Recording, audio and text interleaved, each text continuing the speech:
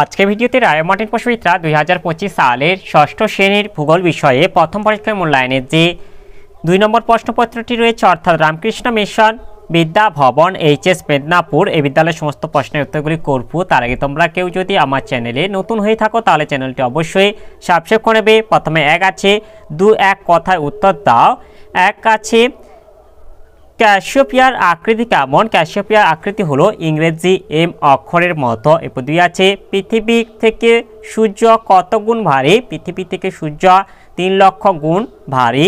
এরপর 3 আছে শনির বলয় কি দিয়ে তৈরি? শনির বলয় ধূলিকণা, বরফ, পাথরের টুকরো দিয়ে তৈরি। এরপর 4 আছে হ্যালির ধূমকেতু আবার কোন সালে দেখা যাবে? এটা 2062 সালে দেখা যাবে। এরপর 5 আছে ইসরো এর বর্তমান চেয়ারম্যানের নাম কি? ইসরো এর বর্তমান চেয়ারম্যানের নাম হলো ভি নারায়ণন। এরপরে 6 আছে অস্ট্রিয়ায় কোন ঋতুতে বড়দিনের উৎসব পালিত হয়? এটা হবে গ্রীষ্মকালে। এরপর 2 রেগে আছে শূন্যস্থান পূরণ করো। 1 আছে বিজ্ঞানের সবচেয়ে পুরনো চর্চা হলো, এটা হবে জ্যোতির্বিজ্ঞান। এরপর 2 আছে শুক্র গ্রহের পরিক্রমণ দিন অপেক্ষা আবর্তনের দিন, এটা হবে 18 দিন বেশি হয়। এরপরে 3 আছে পৃথিবীর পরিধি প্রায়, এটা হবে 40,000 কিমি। এরপরে 4 আছে এটা মিরান্ডা ইউরেনাস গ্রহের উপগ্রহ। এরপর 5 ভারত ও শ্রীলঙ্কা, এটা হবে পক প্রণালী দ্বারা বিচ্ছিন্ন। এরপর 6 ভারতের দীর্ঘতম নদী, এটা গঙ্গা হবে। এরপর 3 দিকে আছে নিচের প্রশ্নগুলি সংক্ষেপে উত্তর দাও। 1 আছে সৌরঝড় কি? এর উত্তরটি হলো সূর্যের বাইরের অংশে অর্থাৎ 6টা মণ্ডলে ছোট ছোট বিস্ফোরণ হলে প্রচুর পরিমাণে আয়নিত কণা গ্যাস রশ্মি চারিদিকে ছড়িয়ে পড়ে, একে সৌরঝড় বলে। আমেরিকার পদার্থবিদ ই নরম্যান পার্কার 1958 সালে প্রথম সৌরঝড়ের ধারণা দেন। প্রতি 11 বছর অন্তর এই ঝড় জোরালো হয়। এরপরে 2 আছে জিওট কি? এর উত্তরটি হলো গ্রিক শব্দ জিও ও এইডস মিলে জিওট শব্দের উৎপত্তি। জিও এর অর্থ পৃথিবী এবং এইডস এর অর্থ দর্শন বা দেখতে, অর্থাৎ জিওট শব্দের অর্থ পৃথিবীর মতো দেখতে বা পৃথিবী সদৃশ। পৃথিবীর প্রকৃত আকৃতি কোনো বস্তুর সঙ্গে তুলনা করা যায় না বলে বলা হয় পৃথিবীর আকৃতি পৃথিবীর সদৃশ বা জিওট। এরপরে 3 আছে দুন কি? এর উত্তরটি হলো শিবালিক এবং হিমালয়ের মাঝের উপত্যকাকে দুন বলা হয়।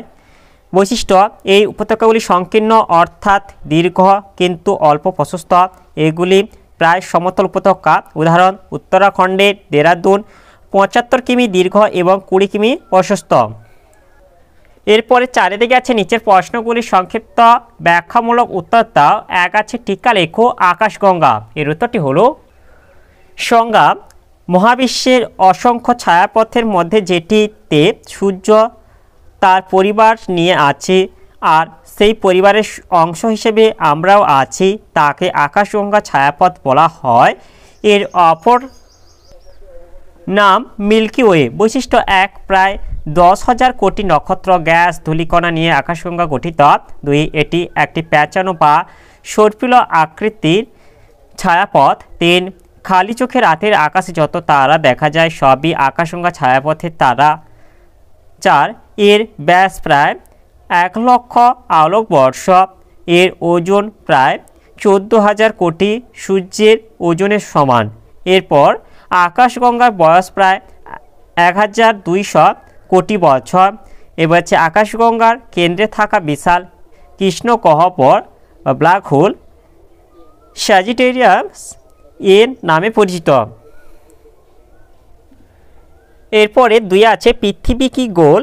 এর সমর্থনে একটি যুক্তি দাও। এর উত্তরটি হলো পৃথিবীর আকৃতি অভিগত গোলকের ন্যায় হলেও একে সম্পূর্ণ অভিগত গোলক বলা যায় না, কারণ এক বন্ধুরতা পৃথিবীর সর্বোচ্চ স্থান হিমালয় পর্বতের মাউন্ট এভারেস্ট 8,848 মিটার উঁচু আর সর্বনিম্ন স্থান প্রশান্ত মহাসাগরের মারিয়ানা খাত 10,915 মিটার গভীর।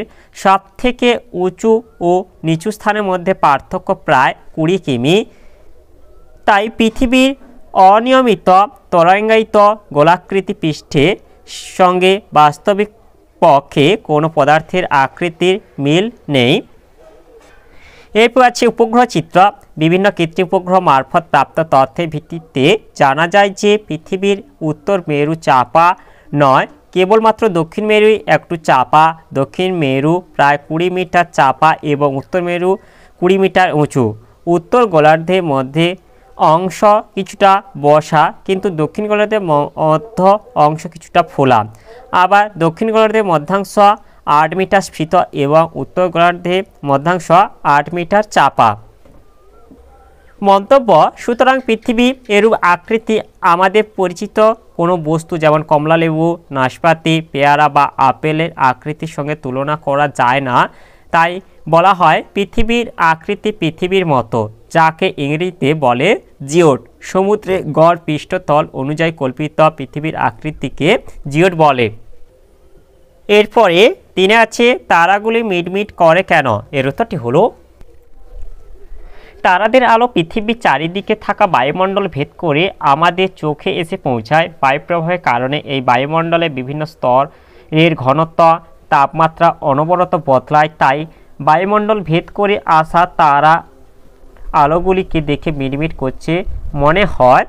আমরা যদি পৃথিবীর বায়ুমণ্ডলের বাইরে মহাকাশ থেকে দেখি তাহলে তারাগুলি স্থির আলোর বিন্দুর মতো দেখাবে। এরপরে 4 আছে ভারতের মরুভূমি অঞ্চলের খুব কম মানুষ বসবাস করে কেন? এর উত্তরটি হলো, ভারতের মরু অঞ্চলে খুব কম মানুষ বসবাস করার কারণগুলি হলো: 1 জলের অভাব। মরু অঞ্চলে খুব কম বৃষ্টি হওয়ায় তীব্র জলকষ্ট ভোগ করতে হয়। পানীয় জল যেমন খুঁজে ও মেলে না, তেমনি জলের অভাবে এখানে তেমন উদ্ভিদও দেখা যায় না। এরপর আছে চাষবাসের অভাব। মরু অঞ্চলে বালুকাময়, বৃষ্টিহীন, শুষ্ক, রুক্ষ প্রান্তর হওয়ায় এখানে চাষবাস একেবারে হয় না বললেই চলে। এরপরে প্রচণ্ড গরম। মরু অঞ্চলে দিনের বেলা প্রচণ্ড গরম এবং রাতে প্রচণ্ড ঠান্ডা অনুভূত হয়। এইরূপ চরমভাবাপন্ন পরিবেশ মানুষ বসবাসের অনুপযুক্ত। 4 পরিবহন ও শিল্পের অভাব। মরুভূমিতে শুধু বালি আর পাথরের পরিমাণ সর্বাধিক। এই বালির ওপর পরিবহন ব্যবস্থা তেমন গড়ে ওঠেনি। পরিবহন ব্যবস্থা ও অন্যান্য পরিকাঠামোর অভাবে এখানে শিল্পের বিকাশ ও সম্ভব হয়নি। বসবাসের জন্য উপযুক্ত পরিবেশ না থাকায় এখানে জনবসতি গড়ে ওঠেনি। তাহলে আজকের ভিডিওতে আমরা ষষ্ঠ শ্রেণীর ভূগোল বিষয়ে যে 2 নম্বর প্রশ্নপত্রটি ছিল তার সমাধান করলাম। আর তোমরা কেউ যদি আমার চ্যানেলটা এখনও সাবস্ক্রাইব করে রাখোনি তাহলে চ্যানেলটা অবশ্যই সাবস্ক্রাইব করে দেবে এবং ভিডিওটি ভালো লাগলে ভিডিওটিকে অবশ্যই লাইক, কমেন্ট ও শেয়ার করে দেবে।